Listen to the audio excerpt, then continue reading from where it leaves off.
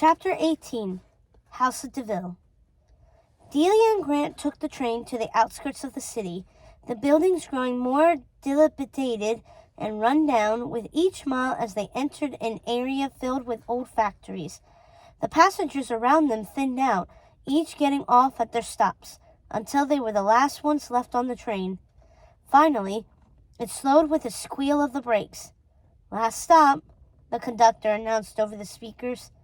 "Last stop, House of DeVille," Grant said, clutching Delia's hand tighter. Their eyes met. She felt a shiver. "It's the end of the line." "I hope the puppies are here," Delia said, guilt still churning in her gut. She clutched the soft coat tighter around her, even though it was what got her into this mess in the first place. If it wasn't for the coat, the puppies would be home safe and she'd be normal, not turning into some plastic doll. Delia followed Grant off the train, hobbling down the stairs from the station.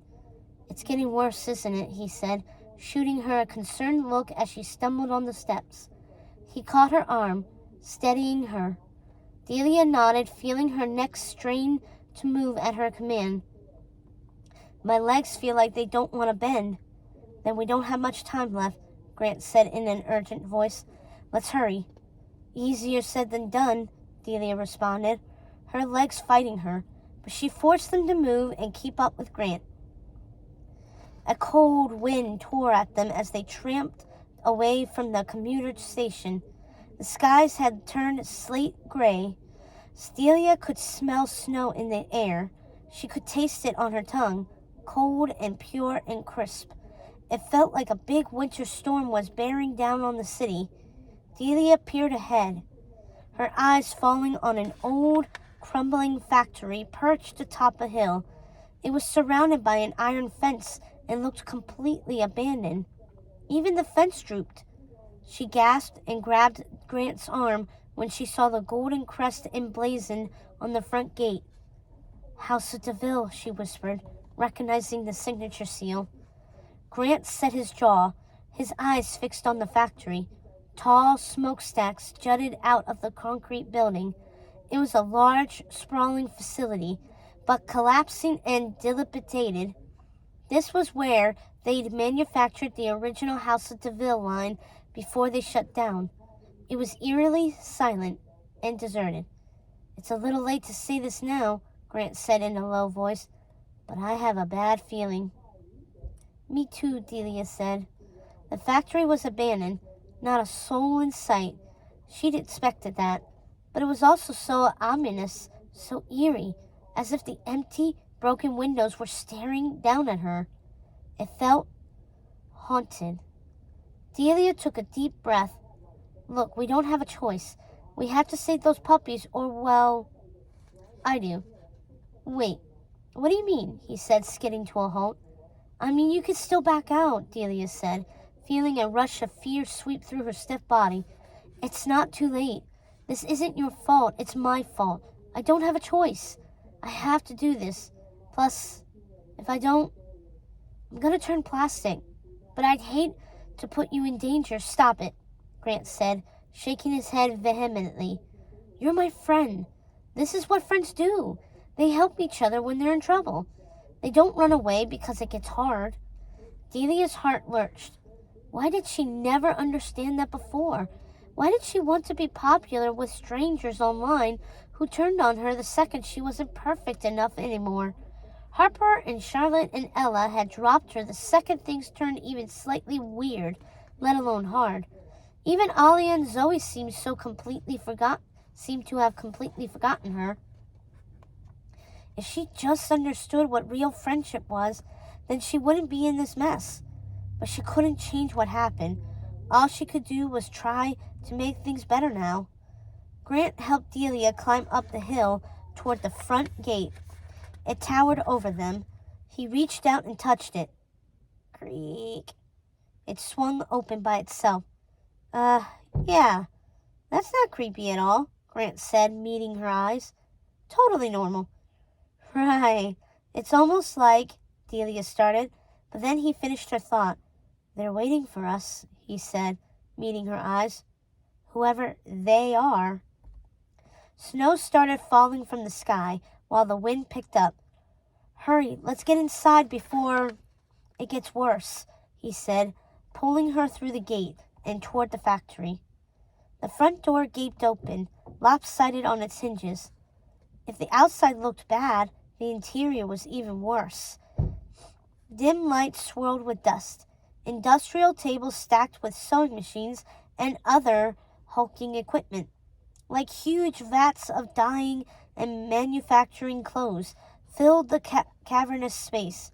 But everything was shut down and covered with a thick layer of dust. It looked like it hadn't been in operation for a very long time. So who was making the house at DeVille close now? And where? "Radar! Can you hear me?" Delia called, her voice coming out raspy and stilted through her plastic lips. "Here, boy! Are you here?" Silence. Delia braced herself and tried a new tack. "Hey, devil woman! Look! I brought your coat back, just like you asked." The factory was silent.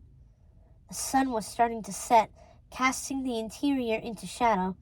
She tried again. "Radar, come on, boy. Bark for me." But still, nothing. Delia swallowed hard. She glanced at Grant, who looked crestfallen.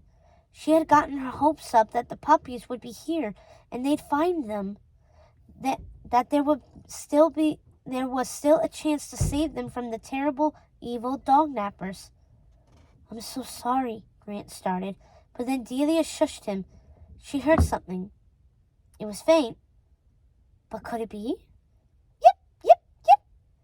Radar boy!" Delia called out, her raspy voice echoing through the factory and reverberating back. "Come on, bark for me. I know you can hear me." Her voice echoed and died out, but her ears must have been playing tricks on her. She turned to Grant. "It was a good try, but let's go home." Then suddenly she heard it again, for sure this time. "Yip, yip, yip!" "That's Radar!" Delia exclaimed. She'd know his bark anywhere. It was unique, higher pitched because of his small size, but defiant and strong. He was the runt of the litter, not even supposed to survive, but he had. He was a fighter. She grabbed Grant's hand and hobbled on stiff legs toward the barking. They burst into the back room, and Delia gasped at what she saw. This was the design workshop for House of DeVille. Sketches for the original line were pinned to the walls, even the famous Corella coat with the colored block pattern. The design sketches sent a chill down her spine. But then she noticed something even worse. There were pictures, black and white printouts curling at the edges, of women wearing the Corella coat. At first glance, nothing was odd about them, but Delia noticed that each was stamped with a red date and the word "disappeared." "Oh my." "She kept track," Delia exclaimed. Grant followed her gaze and approached the wall of photographs, touching a few of them, running his hands over the dates. "She kept track of the women who bought the coat and disappeared. And when?"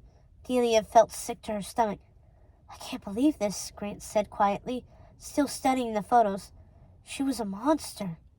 "A devil," Delia corrected. "Yip, yip, yip." Delia startled, and then hope cascaded through her. There was still a chance to rescue the puppies. They rushed from the design room as fast as Delia could go and moved toward the barking. All around them now were huge conveyor belts, mountains of moldering fabric, and giant sewing machines.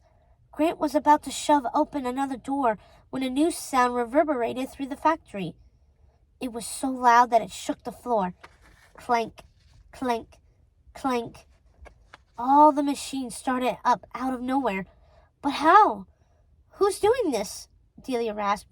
"The factory's deserted." A cruel laugh cut through the air. Delia and Grant locked eyes, then slowly turned as one. Right in front of them, a huge shadow rose up from the ground, towering over them. Its hair was spiked and its skinny fingers were like claws. "Darling, you're here, and you brought my coat."